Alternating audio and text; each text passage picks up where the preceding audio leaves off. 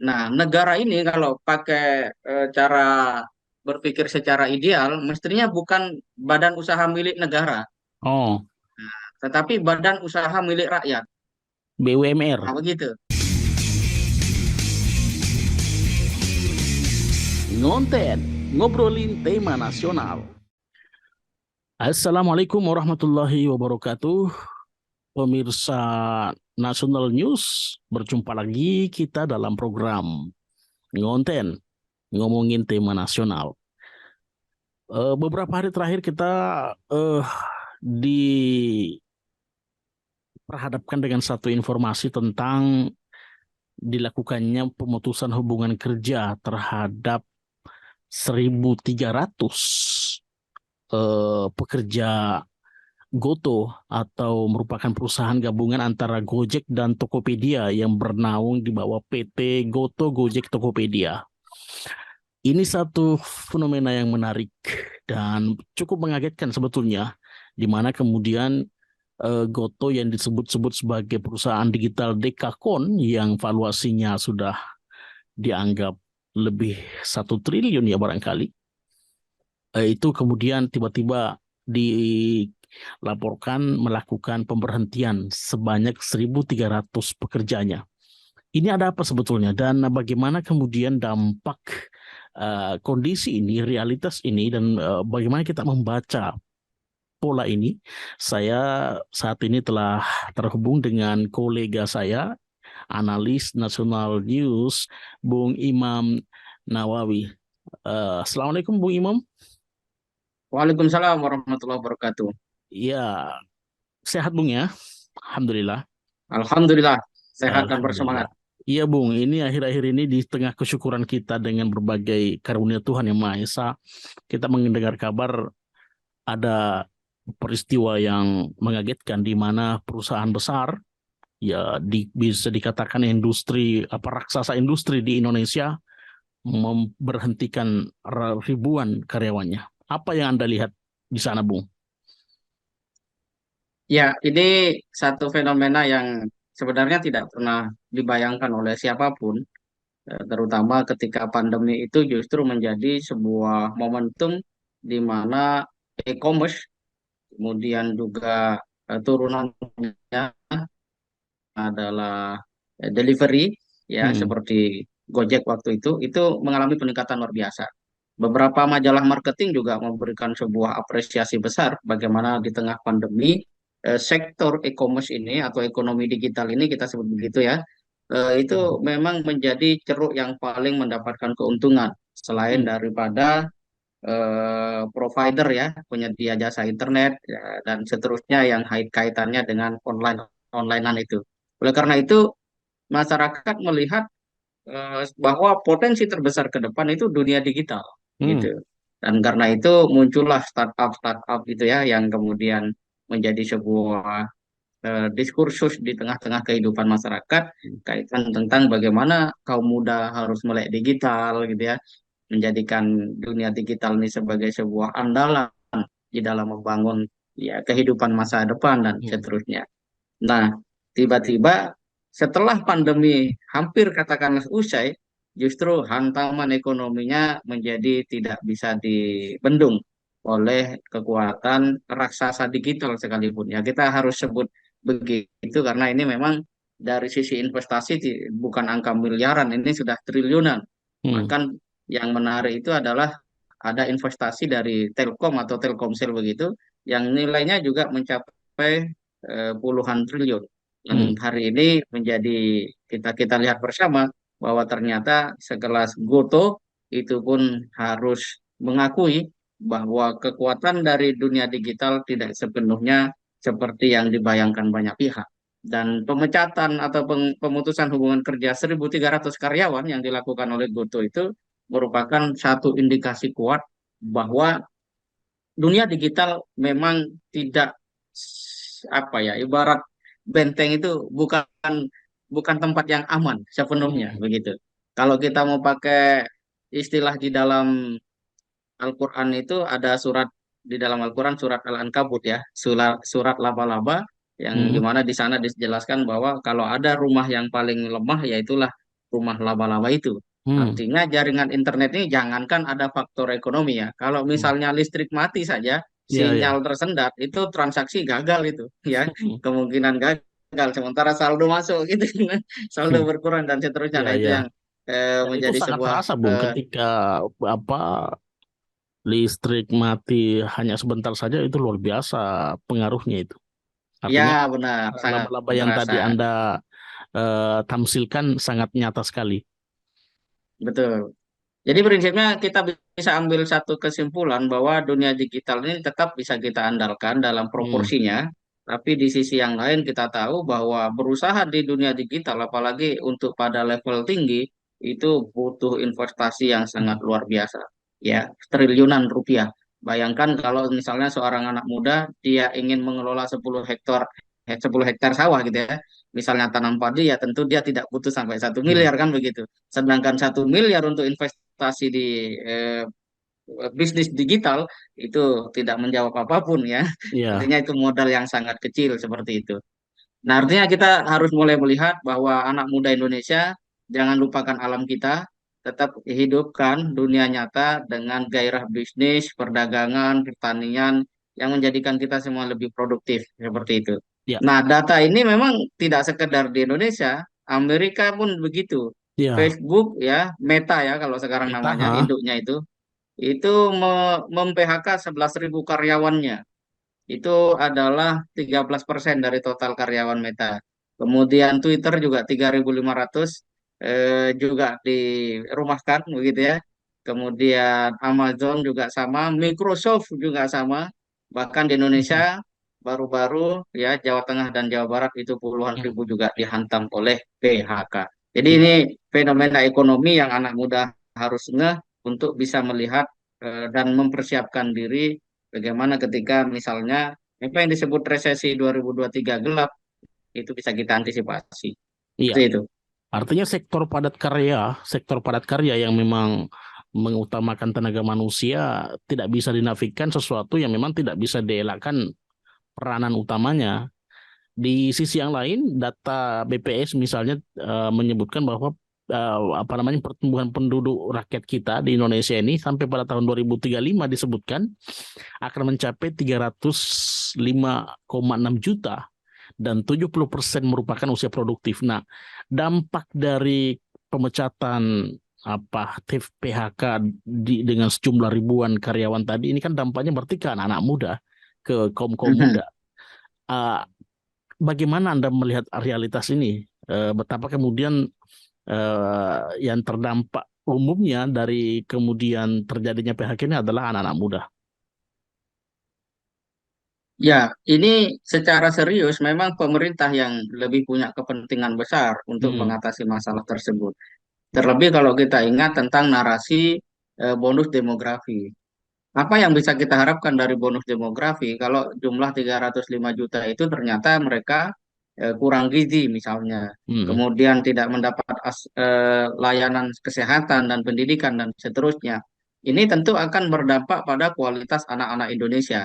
Bayangkan saja kalau 1.300 orang yang di PHK oleh Goto itu punya anak hari ini umur 3 tahun misalnya, Hmm. ya atau bahkan punya dua anak 3 tahun dan ada yang 1 tahun dan seterusnya.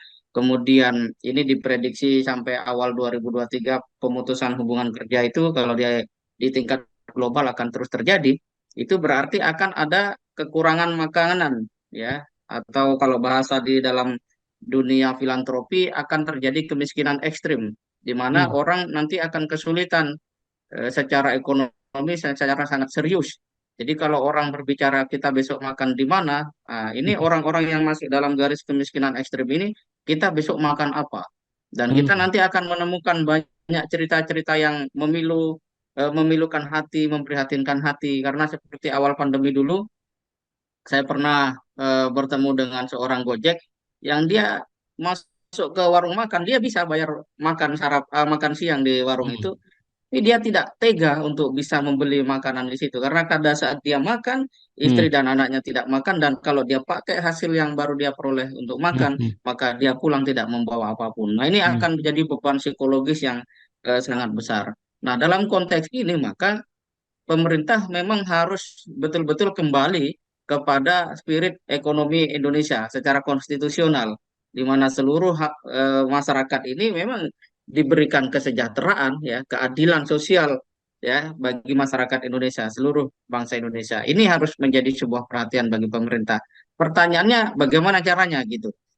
Ya, kita bisa melihat bahwa Menteri Pertanian mungkin bisa membuat satu terobosan kebijakan bagaimana stok pangan Indonesia, terutama pada ketetapan untuk menggunakan diferensiasi pangan, ya, misalnya tidak tergantung pada beras, itu bisa dilakukan. Hmm. Dan Dan hantaman terbesar sebenarnya itu bukan pada masyarakat kayak di pedalaman atau di desa-desa, justru ini nanti akan menghantam masyarakat kecil di kota-kota besar. Karena iya. mereka tidak bisa makan, jelas sudah tidak ada pisang, tidak ada pohon kelapa gitu kan, Hmm. apalagi singkong dan seterusnya.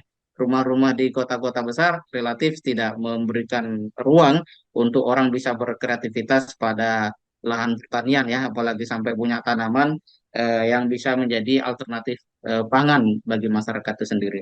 Hmm. Itu yang akan menjadi sebuah ancaman. Oleh karena itu pemerintah dan masyarakat secara umum termasuk kalangan muda harus bersinergi, memberikan sebuah alternatif baru yang secara cepat bisa memberikan jawaban atas kemungkinan terjadinya satu hal yang sangat kita tidak inginkan.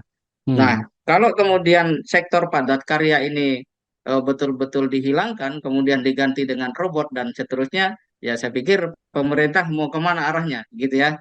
Nah, kalau logika industri ya memang itu yang dibutuhkan, bagaimana bisa menggunakan modal sekecil-kecilnya untuk keuntungan sebesar-besarnya. Tapi bagi sebuah negara, ya yang disebut keuntungan itu bukan sekedar ekonomi. Contoh sederhana saja, ketika Indonesia itu maju secara ekonomi melalui sektor tambang, mungkin pertumbuhan ekonominya maju, meningkat. Tapi apakah semua sadar bahwa alam yang kemudian dieksploitasi untuk sebuah eh, catatan pertumbuhan ekonomi maju itu mengalami sebuah kerusakan yang sangat luar biasa. Akibatnya ya seperti sekarang kita tahu banjir terjadi di mana-mana. Ini bukan persoalan alam yang sudah membenci kita atau tidak mau bersahabat dengan kita, tapi perilaku kita kepada alam yang kemudian menjadi tidak beradab karena gara-gara untuk mengedepankan aspek ekonomi. Nah, negara penting sekali untuk berpikir begitu. Hmm. Jepang itu memang menghadirkan robot, tapi robot yang hadir di Jepang itu adalah untuk membantu para pekerja yang memang di Jepang sampai hari ini orang yang istilahnya berada di sektor-sektor yang Padat katakanlah karya. rendah begitu atau sektor yang Padat butuh karya. tenaga itu Hmm. orang-orang yang sudah berumur gitu. Nah, cara untuk bisa membantu mereka maka dibuatlah robot-robot seperti itu. Nah, kebijakan secara teknologi yang bisa menghadirkan kekuatan ekonomi hendaknya juga memperhatikan aspek sosial, Hmm. aspek psikologi, dan tentu saja kita ingin mewujudkan Indonesia ini yang betul-betul bahagia seluruh warganya. Kira-kira seperti itu. Iya, artinya tadi Anda penekanan Anda kalau saya coba ikuti bahwa memang negara harus kembali kepada fundamen ekonomi kita, yaitu ekonomi yang berkeadilan dan apa namanya berbasis kepada rakyat, dan ini Mhm. nampaknya selaras dengan apa yang disampaikan oleh Prabowo kemarin di rangkaian forum G20 yang mengatakan Mhm. singkong bisa apa namanya mengentaskan masalah kelaparan dunia. Dan kalau menurut Anda Indonesia sendiri sejauh ini apakah telah melakukan upaya itu kembali kepada fundamental ekonomi kita yang berbasis pada ekonomi Pancasila atau seperti apa? Ya, kalau kita melihat apa yang disampaikan Pak Prabowo itu kaitan dengan ketahanan pangan, ya, Hmm. dengan ketahanan pangan.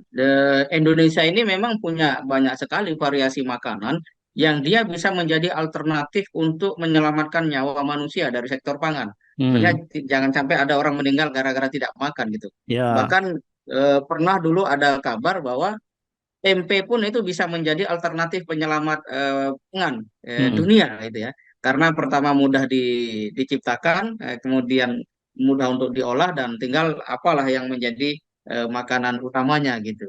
Nah, Indonesia itu sebenarnya adalah negara yang penduduknya itu bervariasi makanannya. Hmm. Saya waktu masih di kampung ya di Jember itu Jember. biasa masak makan nasi jagung itu. ya, Hmm, nasi jagung ya. lumrah ya, biasa Kemudian aja ya. makan ubi, ya Hmm. ubi jalar itu biasa dan itu cukup itu. Tapi karena mungkin sudah sebuah kebijakan atau masyarakat sudah berubah gaya sehingga kita harus makan nasi terus-menerus. Nah, Betul. makan nasi terus-menerus ini dalam tempo yang begitu panjang juga kurang sehat untuk Hmm, menumbuhkan kekuatan fisik kita. iya, Tetapi kalau menggunakan proses diferensiasi, misalnya makan singkong, kalau di timur ya. kita ketemu sagu gitu ya, Hmm. itu akan jauh lebih hebat.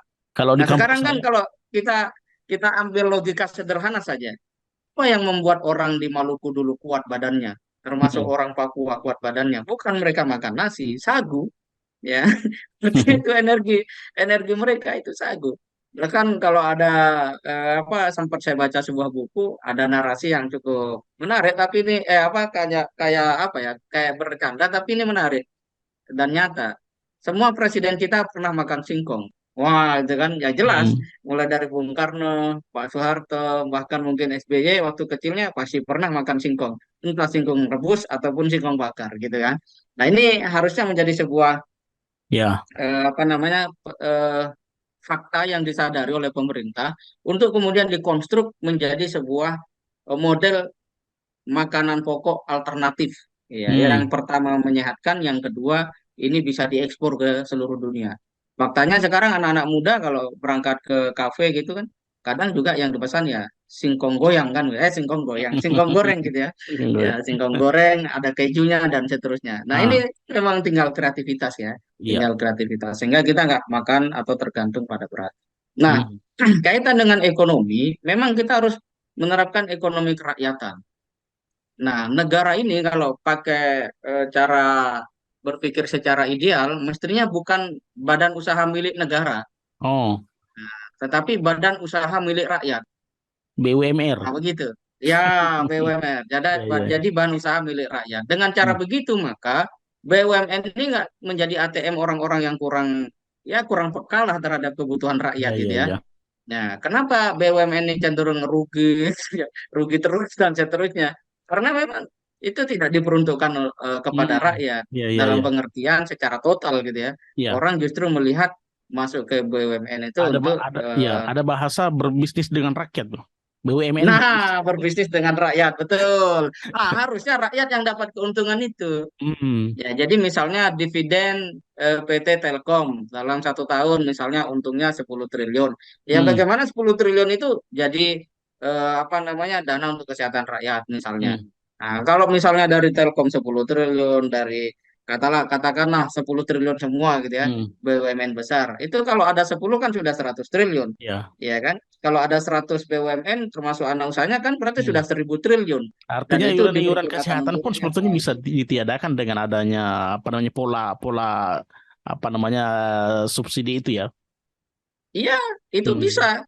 Kalau itu disebut badan usaha milik rakyat, bukan milik negara. Kalau milik Nah, negara ya begitu. Ya, apa ya, tercenderung orang yang mau peduli ya, ya silakan, tidak peduli ya, ya silakan hmm. juga kan begitu. Tapi kalau Ya, untuk rakyat kan enak, rakyat bisa menagih tuh, bisa melihat ya. laporannya dan seterusnya. Nah ini mungkin secara ideal mulai harus diwacanakan ke sana bahwa badan usaha bukan milik negara, tapi milik rakyat. Ya, kalau memang mau pakai istilah negara ini adalah representasi kedaulatan rakyat, ya silahkan. Tapi jangan kemudian kewenangan untuk mengelola BUMN itu betul-betul berada di tangan pejabat-pejabat politik. Ya. Tapi harus betul pejabat-pejabat rakyat. Hmm. Memang kalau perlu ke depan, siapa yang menjadi pengurus BUMN itu betul-betul adalah orang yang Hmm. terbukti peduli sama rakyat. Sehingga Berakar dari rakyat. kalau kita dengar dividen Telkomsel sekian, itu rakyat Indonesia bergembira semua gitu loh. Hmm. Ah, gitu ya. Bayangkan dulu Abraham Samad saja pernah mengatakan kalau pengelolaan tambang itu memang untuk rakyat, setiap bulan rakyat Indonesia dapat 30 juta tanpa Hmm. harus bekerja. Wah, luar Iya. biasa itu. Dan kalau itu bisa terjadi, wah dahsyat. Super Ya. power Indonesia. Itu baru Indonesia Super. super power. Ya. Saya pikir begitu. Ya menarik. Ini barangkali terakhir pertanyaan saya.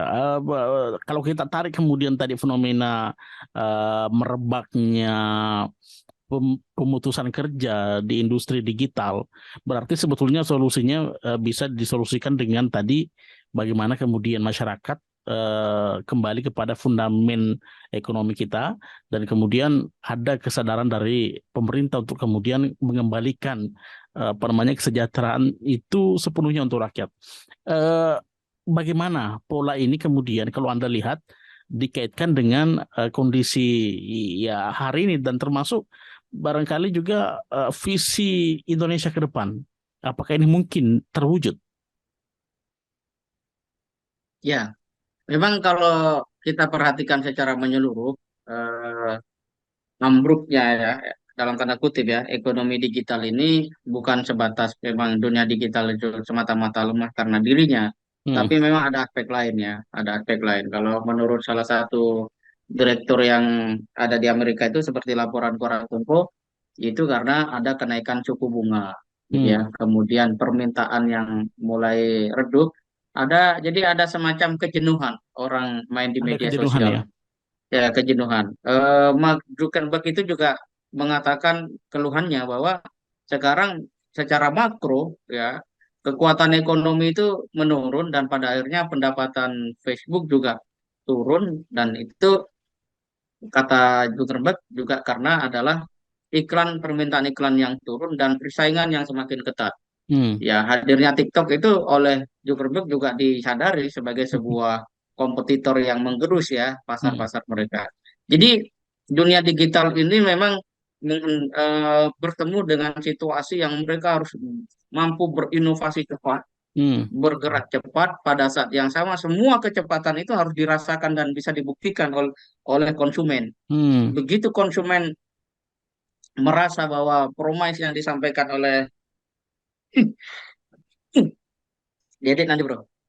ya, Ya, begitu konsumen itu merasa promes yang disampaikan itu tidak relevan di dalam apa yang mereka rasakan, tidak terbukti, ya mereka akan segera meninggalkan. Kita lihat sekali orang di sebuah e-commerce itu tidak jujur misalnya, oh itu orang akan ngamuk-ngamuk di media sosial kan begitu. Ya itu hmm, tantangan, itu tantangan. Nah, tetapi untuk Indonesia ya kita tahu ini masih butuh banyak faktor, ya, butuh banyak faktor yang secara umum memang menghendaki pertama adalah daya beli masyarakat. Ya, kemarin kenapa kemudian Goto ini sampai melakukan PHK sampai 1.300 orang? Yaitu tidak lain karena bisa jadi ya, tidak lain karena kebijakan yang kurang komprehensif yang dilakukan oleh pemerintah. Misalnya orang baru lepas pandemi, kemudian BBM dinaikkan, hmm, ya otomatis daya beli masyarakat merendah, ya menurun. Ya, orang yang biasa pakai GoFood misalnya atau GrabFood dengan melihat ongkos kirimnya yang semakin tinggi, ya kan? hmm, Orang mikir dua kali, ah, ngapain? Masa aja sendiri kan begitu. hmm. Karena nilai ataupun biaya yang harus dikeluarkan semakin tinggi dan orang cenderung untuk rasional. Nah, inilah sebenarnya yang menjadi sebab atau pemicu kenapa kemudian perusahaan-perusahaan itu mengalami penurunan luar biasa dari sisi pendapatan. Sementara di sisi yang lain, ya masyarakat sekarang tidak lagi terlalu tertarik dengan apa tawaran-tawaran iklan yang cenderung bombastis, tapi sebenarnya tidak ada sesuatu yang mereka bisa dapat ya, value yang bisa mereka dapat. Mungkin bebas ini, bebas itu, tapi dilihat harganya juga tidak turun gitu kan, bahkan Hmm. sesuatu atau produk yang tahun lalu harganya sekian, tahun ini juga tidak berubah, sementara muncul produk-produk baru dan seterusnya. Jadi itu adalah aspek-aspek yang secara teknis untuk Indonesia mempengaruhi kenapa kemudian Goto itu sampai melakukan pemecatan atau PHK kepada 1.300 karyawannya. Intinya daya beli masyarakat itu mengalami penurunan. Nah, dalam ekonomi Islam seperti apa untuk mengatasi daya beli masyarakat yang menurun ini? Itu tidak lain adalah zakat. Nah, Hmm. untuk mengatasi ini memang harus berzakat. Jadi pemerintah kalau memang serius dorong sekarang umat Islam untuk zakat. Nah ya, Hmm. tapi jangan juga umat Islam disebut radikal, radikul gitu ya. Itu akhirnya Hmm. enggak setengah hati orang untuk menunaikan zakat dan seterusnya. Padahal dalam situasi seperti ini, zakat itu bisa menyelamatkan dalam pengertian meningkatkan daya beli masyarakat.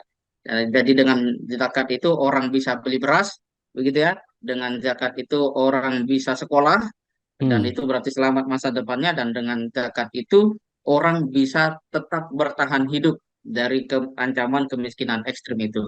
Nah, itu memang sebuah solusi yang secara langsung bisa diambil baik oleh pemerintah maupun masyarakat secara umum. Saya pikir itu. Iya, luar biasa, Bung, ulasannya dan saya pikir ini penting untuk menjadi catatan bersama betapa tantangan masa kini ternyata sangat-sangat dinamis dan di tengah perkembangan zaman yang ada juga sesungguhnya zaman tidak justru semakin ringan, tetapi ada hal-hal yang juga di sana tantangan yang perlu dihadapi dengan rasional, dengan daya upaya kita untuk kemudian menghadapi situasi ini dengan melibatkan lebih dari sekedar kemampuan kita. Baik pemirsa semua, pemirsa Nasional News dalam program konten pada kesempatan kali ini, sampai jumpa dan semoga kita dapat bersua kembali di kesempatan lainnya. Assalamualaikum warahmatullahi wabarakatuh.